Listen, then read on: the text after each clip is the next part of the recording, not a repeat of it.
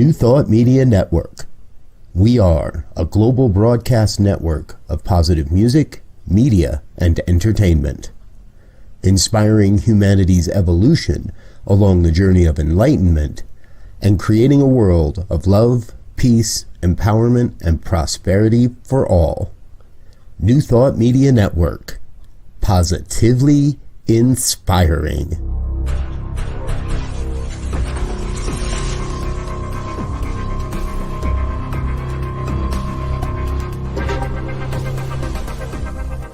Live from a secure concrete bunker somewhere in Ohio, New Thought Media Network presents Pastor Michael Mangus with Friday's Fireside Chat, spiritual conversation for today. Here he is from the secret radio room, surrounded by thousands of watts, Pastor Michael Mangus.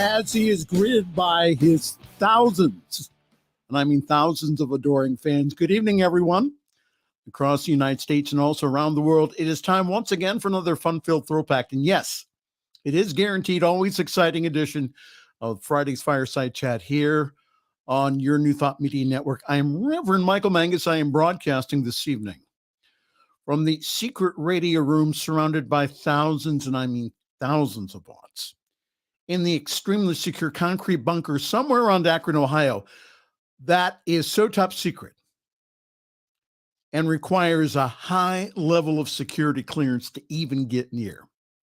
Now, Diego Reyes, my trusted producer, he knows where the top secret concrete bunker is located. No one else,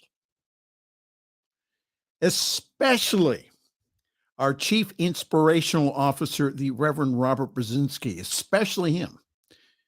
He thinks he knows, but he has no clue on where the super secret concrete bunker is located, and we are going to keep it that way. We have a wonderful show for you this evening.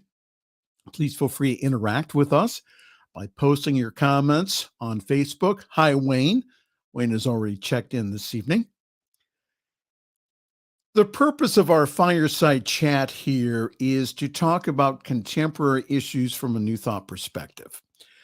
And as I keep saying over and over again weekly, is that I want us all to have a new thought about what is going on in the news and in the world and how we can participate in bringing about a world that does work for everyone.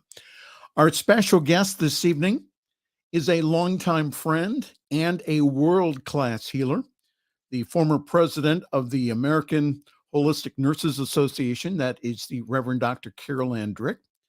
Dr. Carole Ann will be speaking on this evening, a class that she's going to be hosting here in a few weeks on effective prayer. Carole Ann is a longtime student of metaphysics and New Thought, and I know she'll have a thing or two to say about prayer this evening. Dr. Carole Ann Drick will be here in around 25 minutes. Hello there, Diego. I've missed you. How are you? You doing okay? All right. Happy 5th birthday to Winston Churchill, the staff mascot of the New Thought Media Network. Winston is our staff pig here. There he is. He celebrated his 5th birthday with watermelon with whipped cream on the top.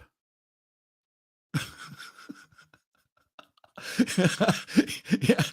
Diego's patting his belly and saying, "Oh, he liked his snacks. Oh, he gobbled that up. I saw a video of that." Let's check the news here real quick from CNN.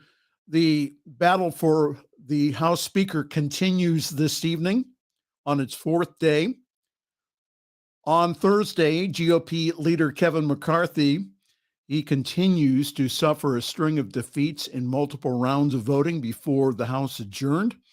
Again, they're meeting back tonight for round 14. As the fight for the gavel drags on, it now has become the longest speaker contest in 164 years. Do you believe that?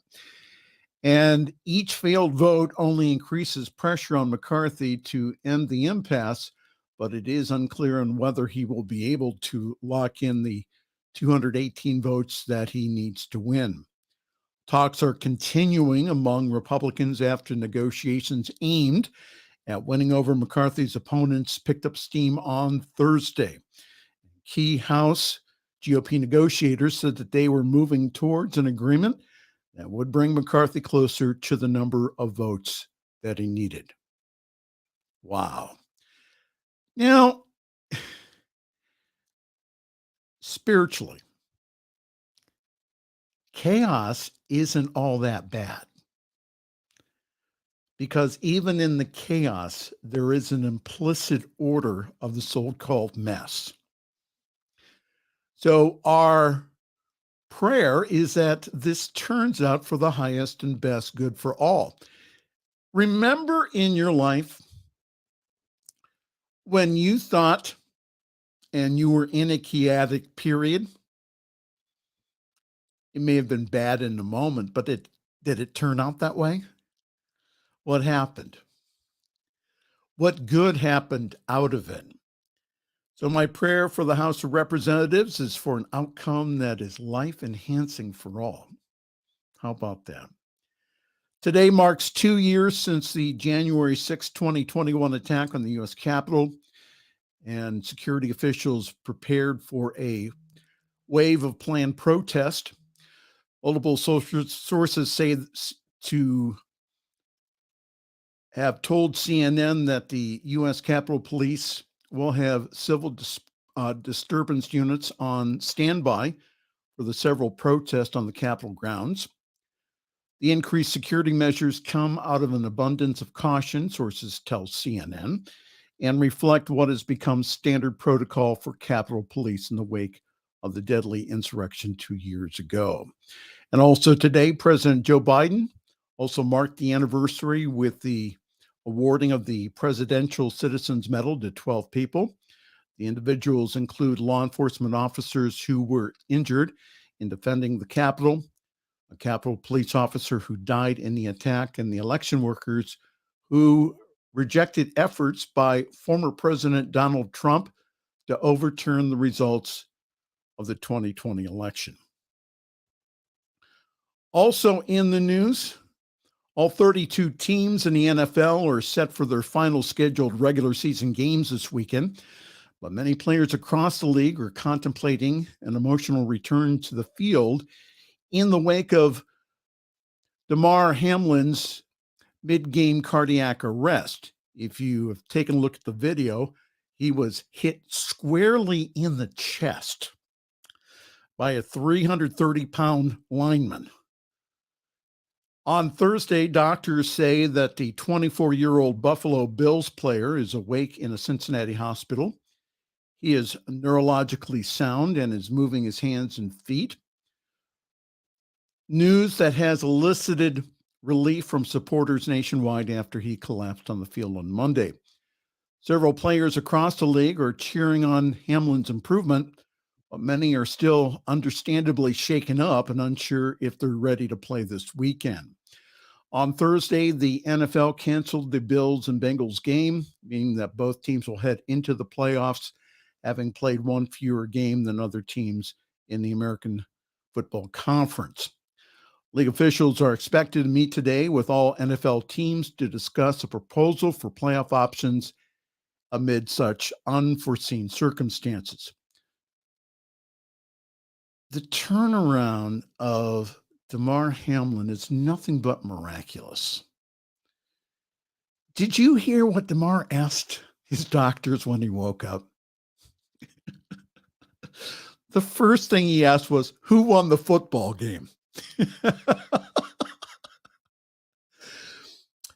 His doctor replied that the winner was him. I found this on Pastor Kevin Knox's Facebook page this week. Pastor Knox is a United Methodist minister from Orlando, who does many of a wedding ceremony at Walt Disney World. He posted this. He said, "I can't wait. I can't wait till he's well and conscious. I can't wait till he hears all the stories of how an amazing first responding team resurrected his failed heartbeat while millions held their breath. How grown men wept in horror at what they had seen and then dropped to their knees, beseeching God to intervene on his behalf. How Bengals team members visited the Bills locker room to encourage and show their compassion to his teammates. Of how much of downtown Cincinnati and the stadium was all lit up all night long in Bills blue to remind the people to pray for him. How hundreds, even thousands of Bengals and Bills fans prayed together by candlelight at the University of Cincinnati Medical Center. How $6.3 million have been raised for his children's charity. How the anchors of ESPN, they bowed their heads and prayed out loud on worldwide television for his complete healing. And I just can't wait for his mama to sit on his bed and tell him all the stories and how God used a young football player to reach a nation and to teach them what is truly important and what truly matters. And I'm going to add this. I can't wait till his first press conference when he thanks God and the whole wide world for their support.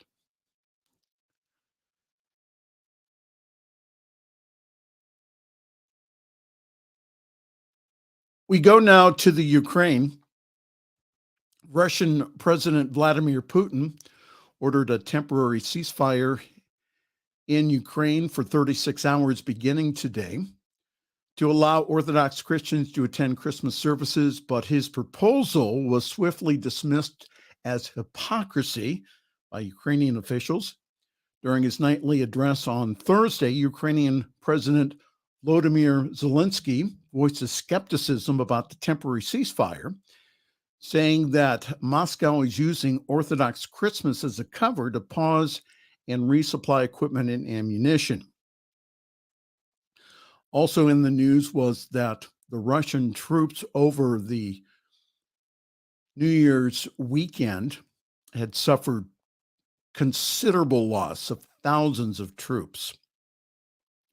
The proposal for a temporary truce also raised eyebrows among the international community. President Biden had also voiced his skepticism on Putin's move. He is quoted as saying he was ready to bomb hospitals and nurseries and churches on the 25th and also New Year's. I think he's trying to find some oxygen. We continue to support the people of Ukraine with our prayers. We have a group of CSL practitioners and ministers here in this country who are still supporting our brothers and sisters in Ukraine at the different teaching chapters and centers there. We'll continue to do so. Again, may your prayers for peace include all the troubled areas around the world. Well, hi there. Good to see you all this evening. This is the Friday Evening Fireside Chat here on your New Thought Media Network. I am Reverend Michael Mangus, and I am going through the news here. The last story here I found interesting, and I won't read the whole story, but it is from the Religion News Service, so you are encouraged to go ahead and to read. More Americans stay away from church as the pandemic nears 3 years. At the beginning of COVID-19, nearly every congregation in the U.S. shut down, at least for a while. And for some, that was the push that they needed to never come back to church. A new report, which looks at the in-person worship attendance patterns before the beginning of the pandemic and also in 2022, found that a third of those surveyed never attend worship services. And that's up from 25% before the start of the pandemic.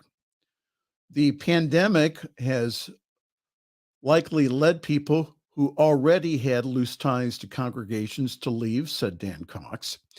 who is one of the authors of the new study and also senior fellow in polling and public opinion at the American Enterprise Institution. Again, I'm not going to read the whole story here. Most congregations have seen attendance declines by about a quarter during the pandemic, said Scott Thuma, who is the director of the Hartford Institute for Religious Research at Hartford International University. The decline has hit smaller churches particularly hard. And most churches, he said, have fewer than 100 people. So if 25 people are missing from those churches, that has a huge impact. And during the early days of the pandemic, Thurma said that churches innovated because they had to in order to survive. So now that the crisis of the pandemic has ebbed, they need to make long-term adaptations. There you go. And what happened in the pandemic is that we were all huddled in the basement while the tornado was going over our heads. That's what it felt like. Now everyone has come out of the basement and everything is completely different. Now we have to be intentionally creative. Churches also need to remind people of the importance of getting together and to invite people to get involved in community outreach and other acts of service, said Thurma, such as volunteering at a food pantry or other ministries. Everything has to be hyper-intentional now, he said. While things are difficult, focusing on the future works better than just looking at how things that were going wrong, says Thurma, who often consults with congregations and is a principal investigator in the long-term study of exploring the pandemic's impact on congregations. The focus should be, how can we become a better church rather than how do we recreate what we used to have? And I agree. Personally, the one thing that individuals who are on the spiritual path, and I've said this for years, have missed is the power of community, of you going to regular services, regular classes, potluck dinners, and being with other people of like mind. And the pandemic has hastened a change that has been predicted by futurists for 30 to 40 years now. So the change that has been predicted has been from a corporate, structured religion to a more spiritually based belief. So my question is this: why do seminaries, including those in New Thought, continue to train brick and mortar ministers? Interesting. So how can we become a better New Thought movement? And for those individuals who complain about those greedy ministers who ask for their money, I have breaking news this evening. The spiritual, now religious, are now spending their money on extremely high-priced spiritual coaching, upwards to $500 to $1,000 a week. Success in the spiritual coaching world is based upon how much money the individual coach makes and not how many lives they impact. So is money the motivating factor, or is changing lives? And a book that I studied in Holmes Institute said back in the 90s that the role of a minister would switch from corporate leader to personal counselor. And yours truly is now taking life coaching training. Maybe we need to add more coaching counseling classes, plus also social media training to our ministerial training. I'm not too bad. 21 minutes and 20 seconds, Diego. Is that good enough? Well, welcome this evening. You're in tune with the Friday Fireside Chat here on your New Thought Media Network. I am Reverend Michael, and we will have in just a few moments a good friend of mine, the past president of the American Holistic Nurses Association, the Reverend Dr. Carole Ann Drick, who will speak about effective prayer, and that'll be in just a few moments. So let's go to announcements. Before we go to break, yours truly is parking himself at Summit CSL. For more information, please go to summitcsl.org there. And only there you'll find information about our wonderful Sunday gathering online at 10:30 Eastern, 7:30 Pacific time. Grab your cup of coffee, your tea, your espresso, your boba tea. Whatever wakes you up in the morning, and please join us. I really do believe that we have one of the best services in New Thought. And this Sunday, we are so honored to have as our special guest speaker, New Thought Media superstar, the Reverend Michael Mangus.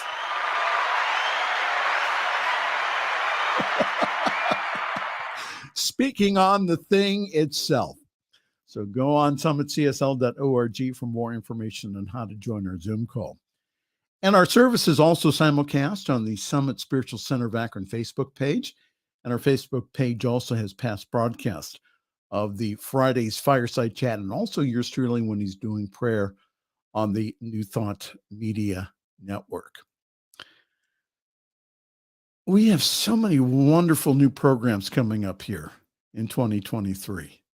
Again, it would take all evening long to tell you.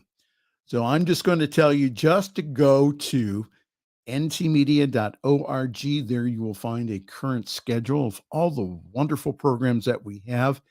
If you miss any of them, all you need to do is to go to our YouTube page, and there you'll find archived broadcasts of everything that we do here on the network. So while visiting the website, could you do us a big favor? Please go to the donate page and please give a very large, generous one-time donation. Or you can do like I do and join our monthly partner program. Our sustaining donors really do make a difference in us setting budgets, paying of salaries, and also feeding Winston Churchill, our staff pig.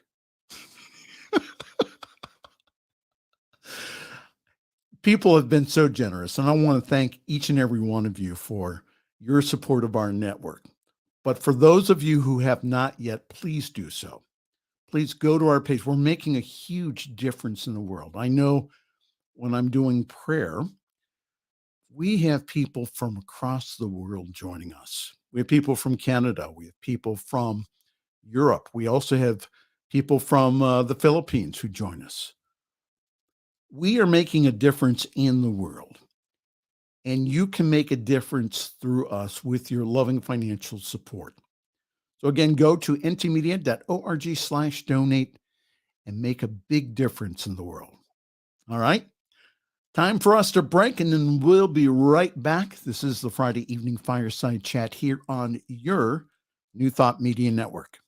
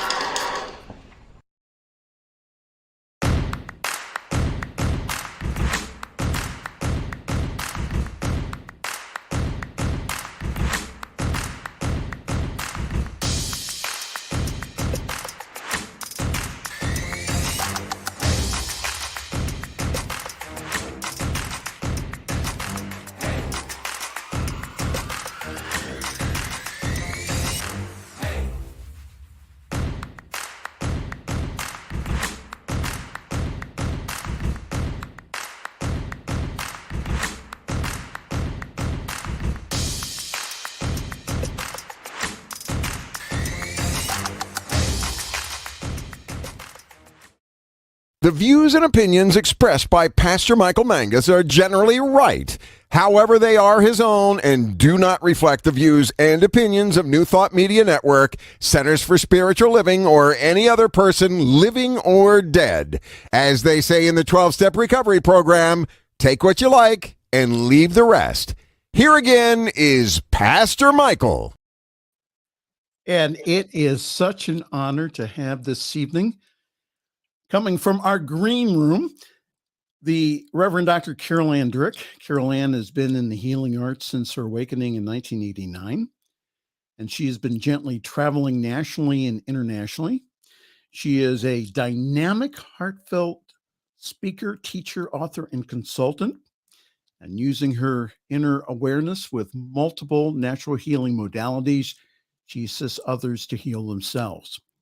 Her PhD in nursing, RN license, and also advanced holistic nursing board certification credentials, plus also her heart-centered focus, continues to bring forth a deep, clear approach to health and healing.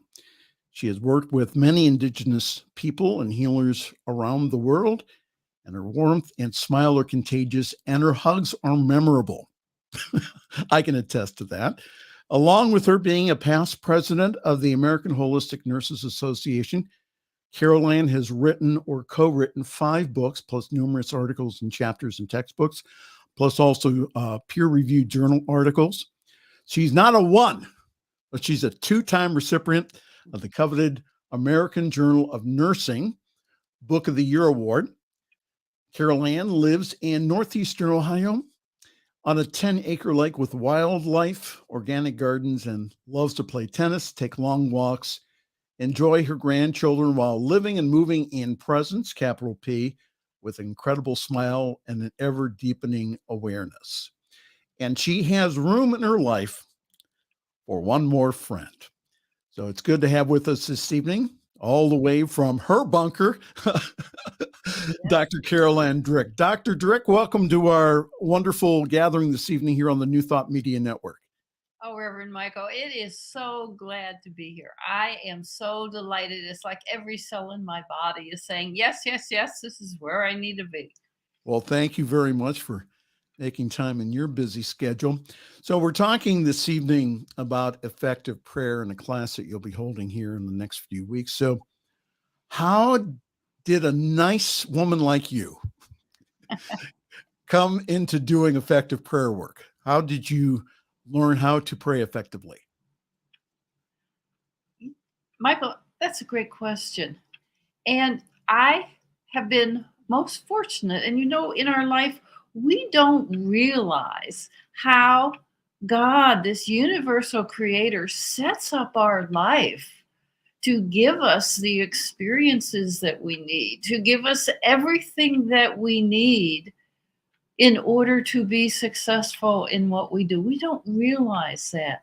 And all along the way, my whole life has been one opportunity after another opportunity after another opportunity, starting with in 6th grade, having scarlet fever and being flat on my back in a dark room for 6 weeks. Wow. At that point in time, and I didn't realize it, I put this together the other day, that it was that point in time that, I was sick.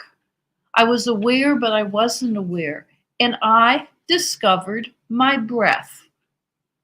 You're going to laugh. And it was like, oh, I can do this. And I paid attention to my breath. And it got to a point that I realized the breath is my friend. And I would feel that my lungs expand, and I would feel them let go, and I would pause, and I would just play little games with my breath. And then I began to realize that when I was uncomfortable, when I was really, really sick, my breath was my friend, because I could put my attention on my breath. And I wasn't sick, and I didn't feel sick anymore. Yes, I'm not going to move around, but it was like the pain was gone, my head was clear, and here was the very beginning of discovering the power of the breath and the power of my thinking, at that time, I wouldn't have called it prayer, but the power that was moving in me and assisting me and my body to get healthy again. So it started a long time ago. And there have just been pivotal things all along the way that have been pointers. And if I was not paying attention, I would have missed them. And I'm sure there are many that I did miss, but I got enough of them to get me started off in the direction that I needed to be. And that is what it was. And the other part of that, very important, was realizing very early on when something in my life was wrong, it wasn't working, that rather than being upset, this really was an opportunity for me to learn and grow about something. Now, I didn't put it in real nice words like that, but it was like, oh my. Well, can you see how it was just happening? And I was having these discoveries, and then I was very fortunate back in 1989 to meet my first teacher. Yeah. So, and I really believe that everybody has those same opportunities. We miss them. We don't take advantage of them. But when we slow down, and the best way to slow down is to pay attention to your breath, it will automatically relax you. But when we slow down and begin to pay attention, it is so amazing what this great heavenly creator has in store for us. And it amazes me that, again, that I have seen post-surgical instructions include that if you're in pain, is to breathe. Isn't that interesting? So what happened? So what? Tell me, go into a little more depth. Here you are, a classically trained nurse. You have your PhD in nursing. Uh-huh. You went ahead and you've taught nursing at several colleges and university. What happened in 1989 that helped you to start pursuing a more of a natural healing path? Good question. In 1989, I got a letter in the mail, and it simply said, and it was from the Holistic Nursing Organization, and it said that this letter was being sent to the top 40 holistic nurses in the country. Please join us at Faraway Ranch at 10,000 feet in Telluride, Colorado. When I picked up that letter, my hands were shaking. It was one of those defining moments that I thought, oh my, I don't know why my hands are shaking. Didn't know that much about God and presence and all at that point, that you could have so much presence in your body, you could literally be shaking. But I opened it and I knew that I was supposed to be there. I went, and that is where I met my first teacher named Virgil. Mm-hmm. And it was just absolutely incredible. I had literally an awakening experience with him. I won't go into a whole lot of detail with it, but I realized that it was time for me to make a definitive point in my life. And at that point, I had everything. Literally, I was a single parent, but I was the director of a nursing program. I was known nationally, and I had everything. And I walked into the president's office at the college that I had set up the nursing program in, and I said, I had to give him a year's notice. And I said, I want to give you a notice of that I am going to resign in a year. And he just looked at me and he smiled. And I kind of put his hand up like this. And usually when he did that, it was something very wise was going to come out of his mouth. And he said, I hear what you're saying.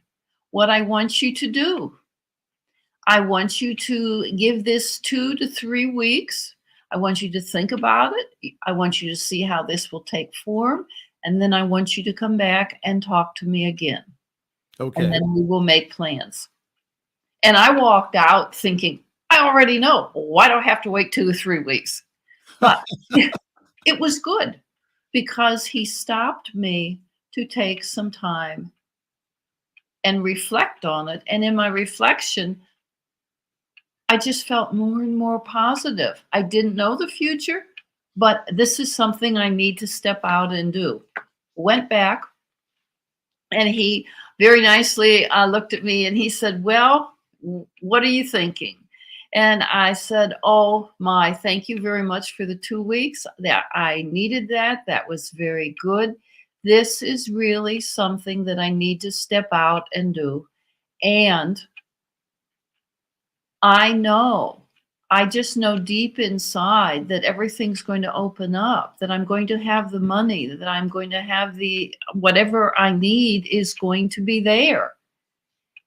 And he just looked at me for the longest time, and it was the most pleasant looking at me. And he said to me, Carole Ann, I have a story to tell you. Well, okay. Usually when he tells a story, it's to change your mind. Okay. And he said, when I was about your age, I also had an opening. I had a discovery and knew that I needed to leave what I was doing and go full time into pursuing this. But because I had a family, I said no.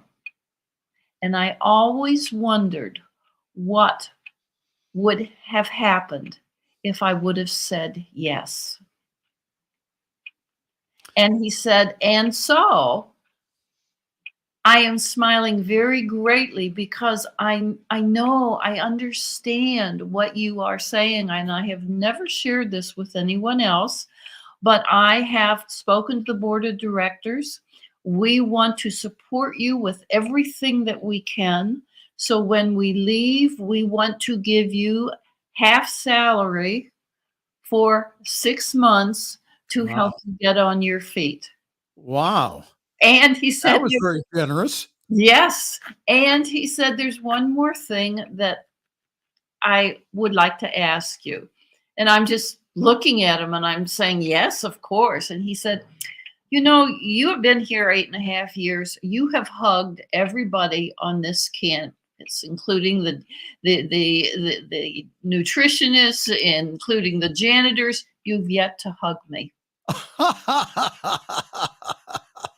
And he said, I understand you give great hugs, and yet you've never hugged me. And I said, oh, Dr. Almain. And he stood up, and I gave him a hug, and I looked at him, and I said, in fact, I'm going to do you one better.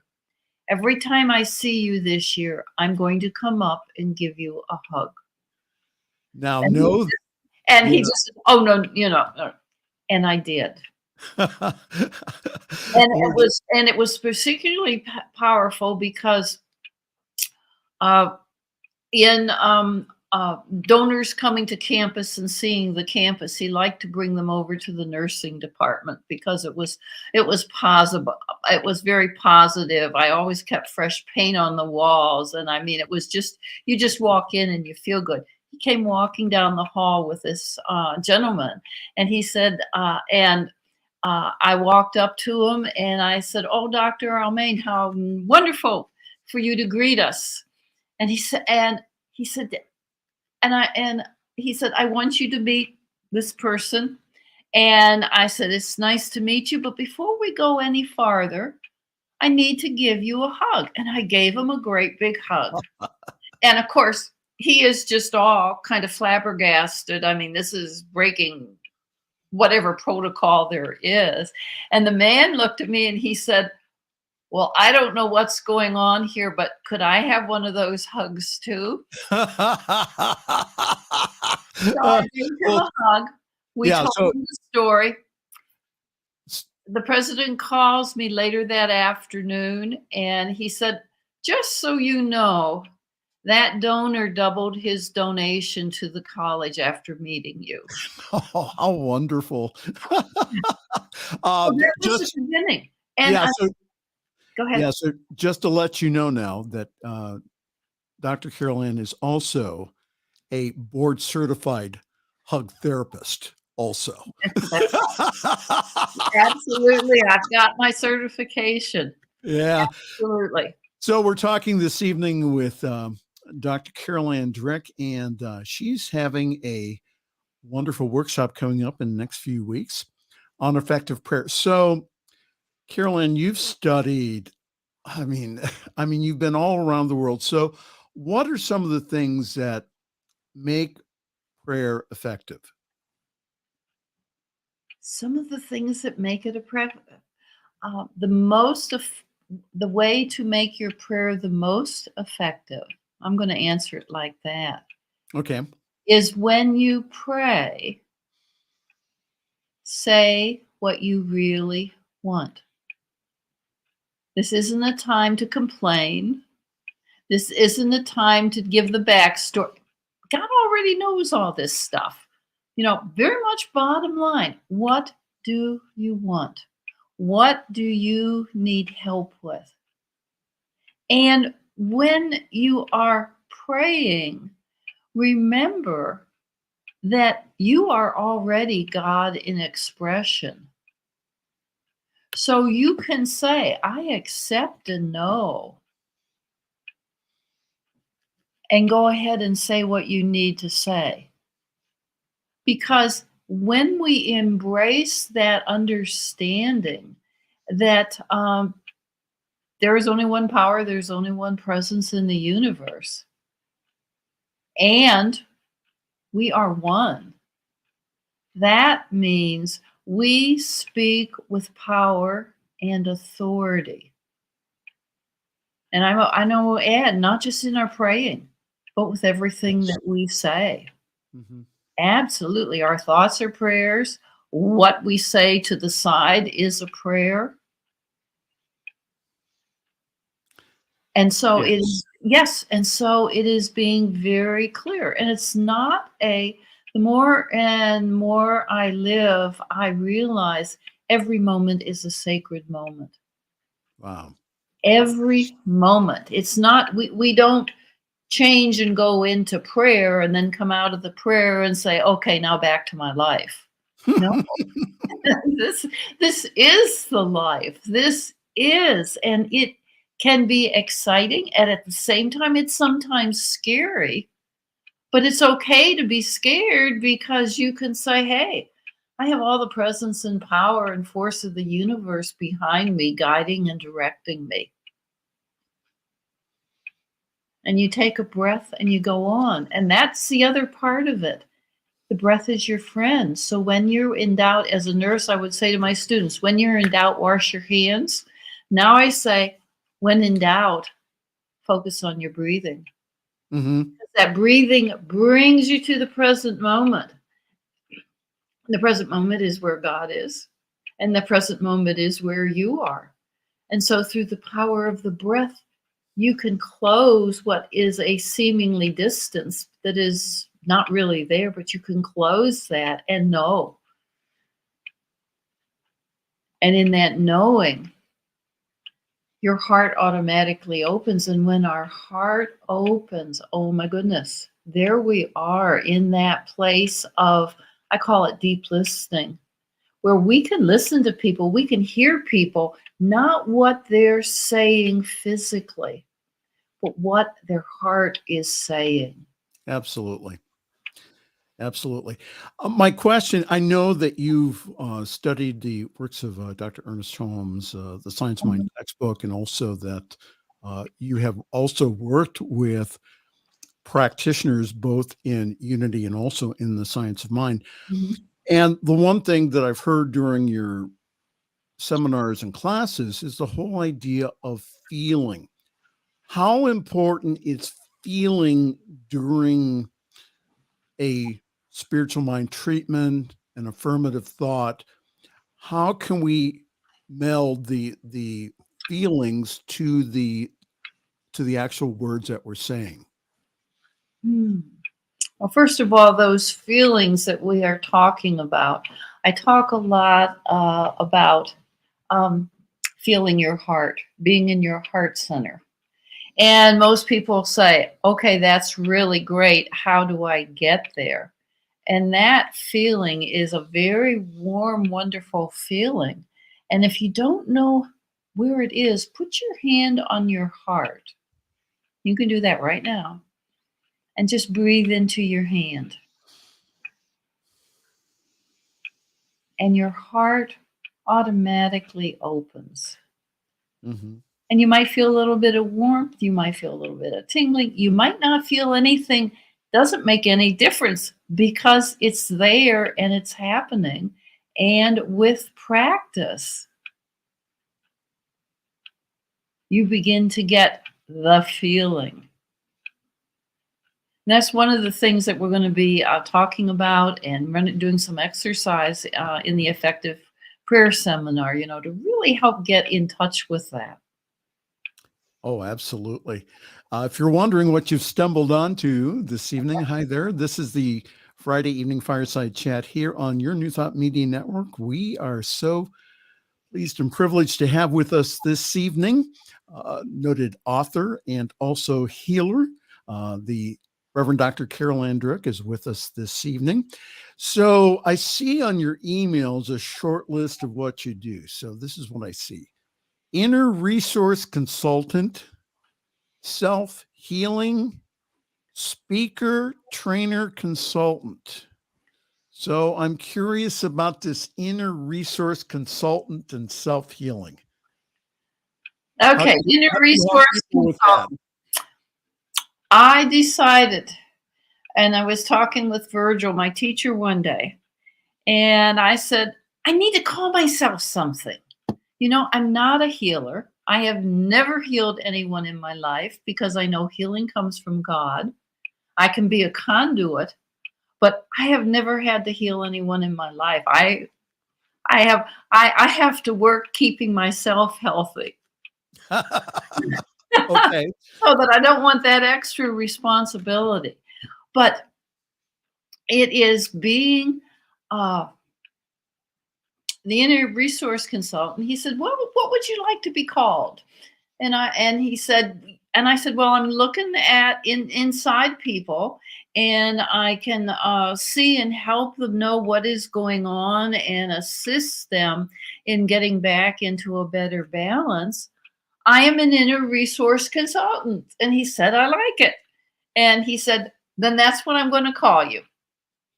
And he said, now think a minute what this does to people's mind, because how the mind works, when you say what you are, I am a nurse. Oh, people, their mind says, oh yeah, I know what a nurse is. But inner resource consultant, they never heard of that. The mind kind of scrambles around because the mind wants to put everything in boxes. Yes. And the truth of the universe is there are no boxes, because we're all connected.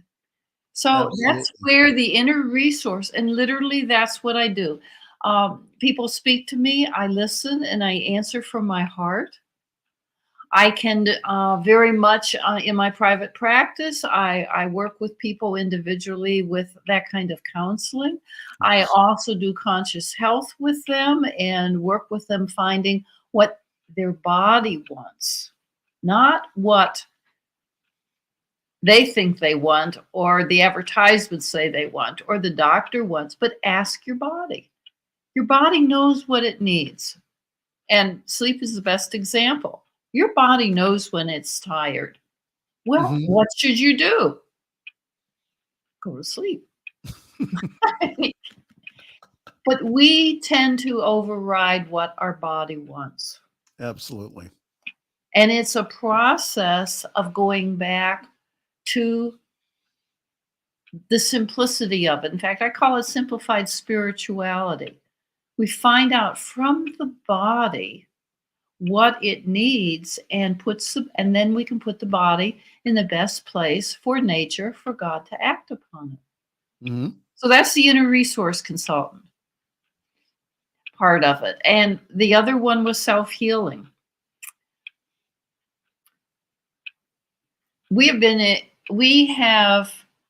have been endowed by our Creator with certain unalienable rights. And I'm not taking that out of the Constitution. I'm taking that from God. The Constitution says life, liberty, and the pursuit of happiness.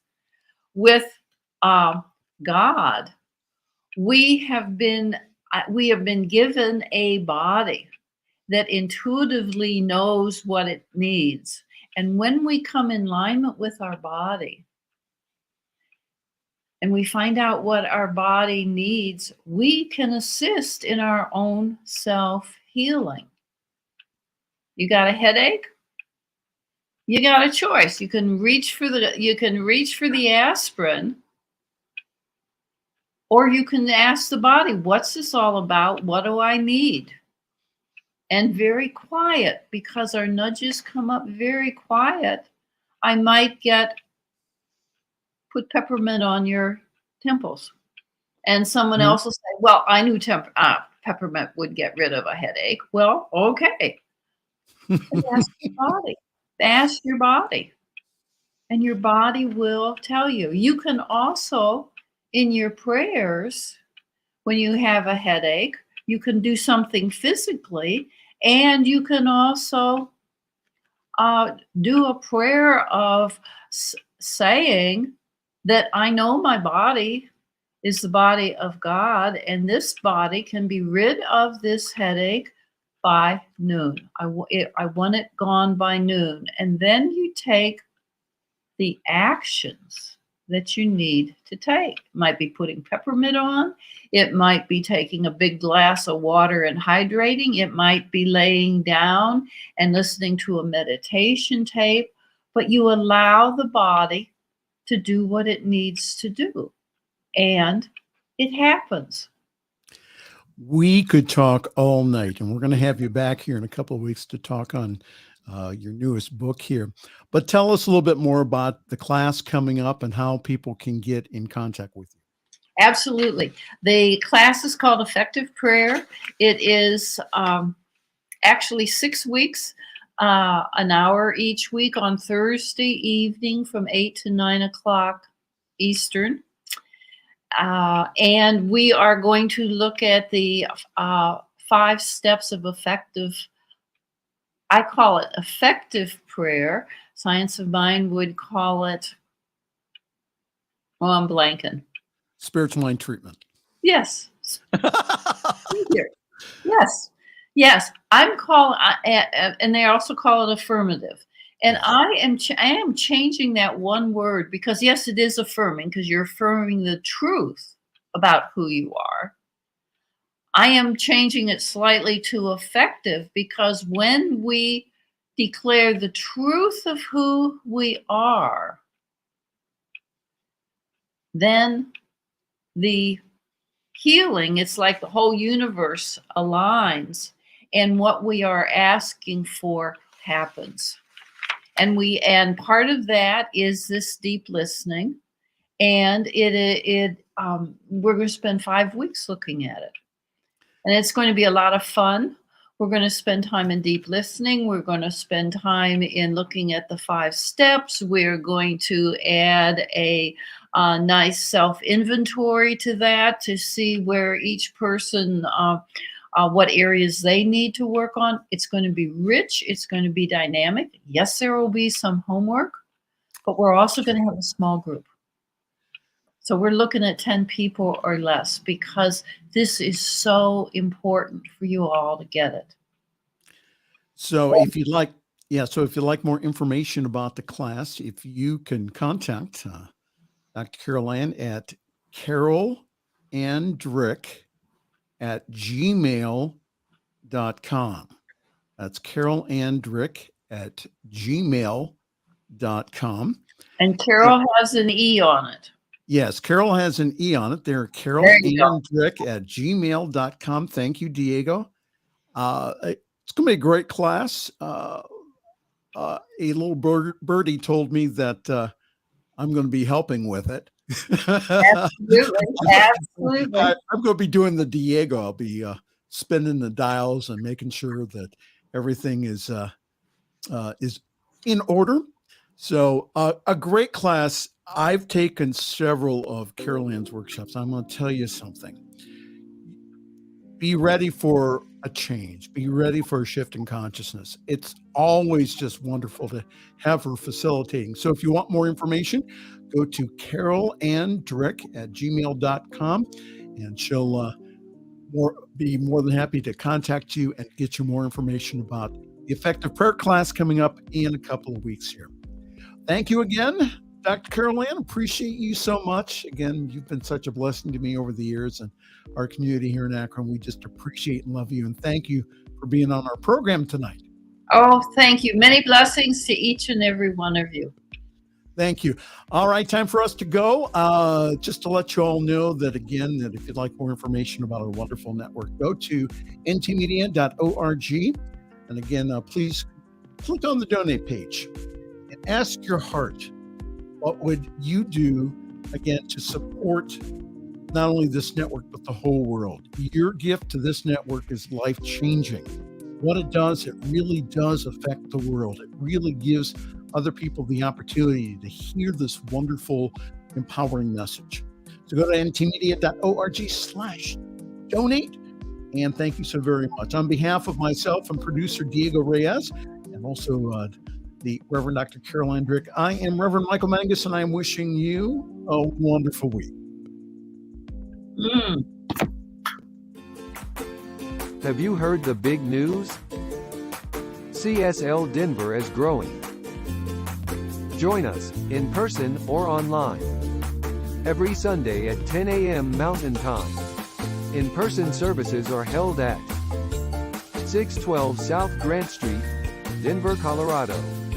Or join us online at www.csldenver.org. Center for Spiritual Living Denver. You are welcome here.